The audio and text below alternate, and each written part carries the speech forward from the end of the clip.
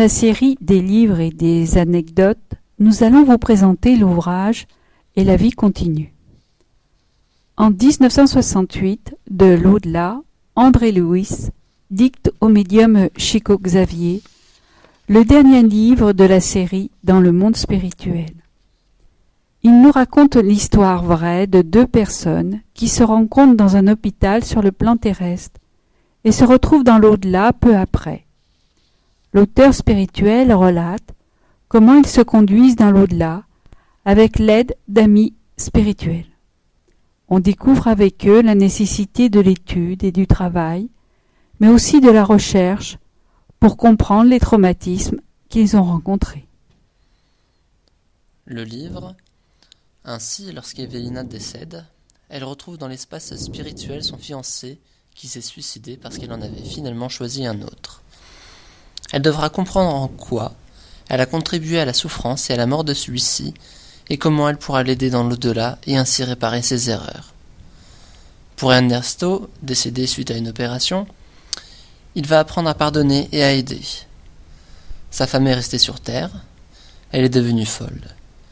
Elle est poursuivie par un ancien amant qui la tourmente. Avec Evelina, ils vont ensemble comprendre que leurs destins sont liés et qu'ils doivent réparer. Toutes ces personnes vont chercher de nouvelles directives pour permettre de mettre en œuvre de nouvelles expériences vers un processus d'évolution. On comprend avec certitude que la vie continue après la mort et qu'elle est toujours ajustée aux éternelles lois du Créateur, pleine d'espérance, de travail et de progrès. En 1968, au Brésil, que se passe-t-il? Une dictature militaire de droite continue à diriger le pays depuis 1964. La pauvreté et l'insécurité dominent dans les immenses favelas. La corruption ruine l'économie. Il faudra attendre les années 80 pour pouvoir installer une république fédérative et permettre à la classe moyenne de se développer. Durant cette année, que se passe-t-il pour notre médium? Chico Xavier a déjà à son actif 40 ans de pratique médiumnique au service du spiritisme. Il a participé à plus de 6500 réunions spirites et reçu plus d'1 million de personnes. Il a passé plus de 73 000 heures à psychographier en produisant 21 772 vers et 17 119 pages, formant en cela 92 livres. Riche de ce bilan singulier, Chico est jugé apte, selon les esprits supérieurs, à tenir des réunions médiumniques consacrées à des messages personnels. C'est une nouvelle étape dans l'activité médiumnique de Chico, et il se voue à cette activité les vendredis et les samedis de chaque semaine. Ces réunions attirent un public encore plus nombreux. Le 4 avril 1968, Chico reçoit de sa ville d'adoption le titre de citoyen honoraire d'Uberaba. C'est la plus grande distinction qu'une ville peut décerner à l'un de ses habitants. Dans son discours, le maire justifie cet honneur par ces mots.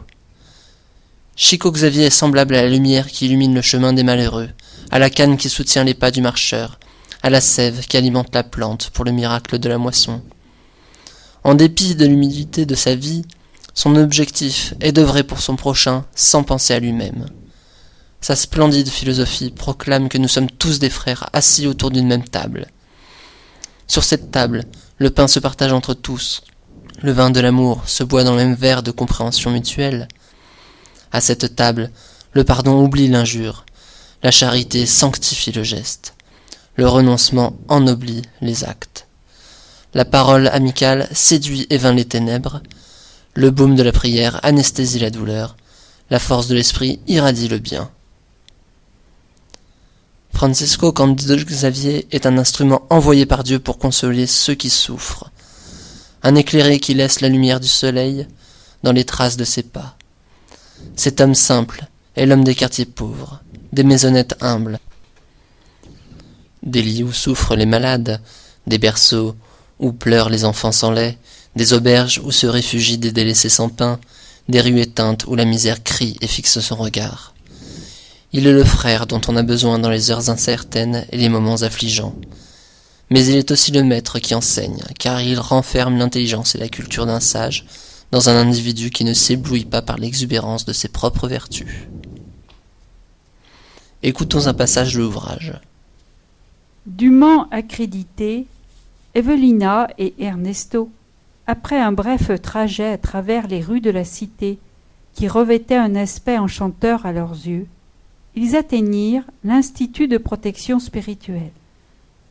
Accueillis avec douceur par l'instructeur Ribas, qui se dédiait à la clinique psychiatrique dans le département d'assistance auquel il appartenait, ils se sentirent aussi à l'aise que s'ils visitaient un cabinet terrestre moderne. La simplicité, le confort et la sécurité primaient en tout. Des travailleurs, des portes-fichiers, différents appareils destinés à l'enregistrement de la pensée étaient visibles. Les présentations passées, l'instructeur entra dans le vif du sujet. Nous avons été informés que vous vous enregistrerez ici, dans notre cabinet, et nous pouvons commencer par madame. Poursuivant, il est là un employé qui l'appela frère Théma, et ce dernier, ayant répondu à sa sollicitation, il lui indiqua Ernesto en annonçant « Vous resterez ensemble pendant que j'écouterai notre sœur Evelina. » Puis il dit à un Fantini fort impressionné « Ne craignez rien. Toute conversation au sein de notre institut se trouve subordonnée à l'encouragement et à la santé. Aucune pensée négative. Dès que notre conversation initiale avec notre ami aura pris fin, nous aurons notre entretien. » Cette situation intime se revêtait d'une telle spontanéité que les deux nouveaux venus ne parvinrent pas à percevoir la véritable situation.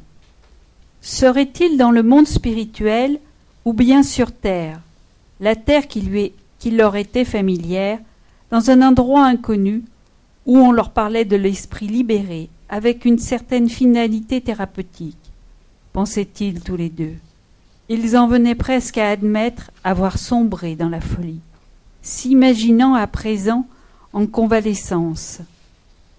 Abritant de tels doutes, Evelina accompagna docilement le médecin et arrivée dans une pièce meublée avec distinction et simplicité, elle prit place dans le fauteuil qu'il lui indiqua en expliquant avec courtoisie.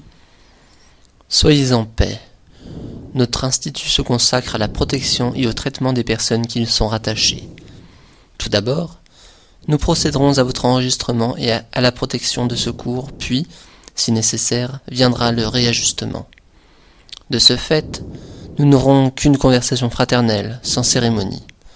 Nous converserons simplement, et toutes les informations seront enregistrées pour des études futures. À vrai dire, je ne fais ici qu'accueillir les patients, car les personnes qui sont en analyse ici possèdent une longue liste d'amis qui se trouvent en retrait. Amis qui examineront leurs paroles et réactions de manière à savoir dans quel sens et jusqu'à quel point ils leur fourniront le soutien qu'ils sont en droit de recevoir. » Devant une Evelina stupéfaite, sur un geste du mentor, un grand miroir apparut auprès du fauteuil, laissant penser que cette pièce devait être reliée au système électrique par des dispositions spéciales. Notre conversation sera filmée. C'est une simple mesure visant à ce que vos contacts avec notre centre soient suivis avec sécurité pour ce qui est de l'assistance qui vous sera indispensable lors de vos premiers temps de vie spirituelle. Tranquillisez-vous, mais comprenez que toutes vos questions et vos réponses seront de grande importance pour votre profit. Par vos questionnements, l'autorité de l'Institut identifiera votre situation vis-à-vis de vos connaissances, et par vos réponses, elle connaîtra le degré de vos besoins. Parlons. Face à ce regard doux et énergique en même temps, Evelina se sentit semblable à une enfant d'école primaire, face à un examinateur expérimenté, et, arrivant à la conclusion qu'il lui était impossible de se soustraire à l'épreuve, elle demanda avec un courage respectueux. « Inspecteur Ribas, attendu que vous avez fait référence à mes premiers temps de vie spirituelle, Est-il vrai que nous sommes des esprits désincarnés, des personnes n'habitant plus sur la terre? Exactement, bien que vous ne soyez pas encore en mesure de vous en convaincre. Pourquoi une telle difficulté d'adaptation? Le manque de préparation dans la vie physique. D'une manière générale, votre attitude de surprise est commune à la plupart des créatures terrestres, en raison d'un manque d'intégration réelle avec les expériences religieuses auxquelles elles s'attachent. Si nous sommes effectivement morts, pensez-vous qu'en tant que catholique, je dois présenter ou je devrais présenter un niveau plus complet de communion avec la vérité spirituelle que je ne parviens pas à comprendre? Clairement, Comment cela?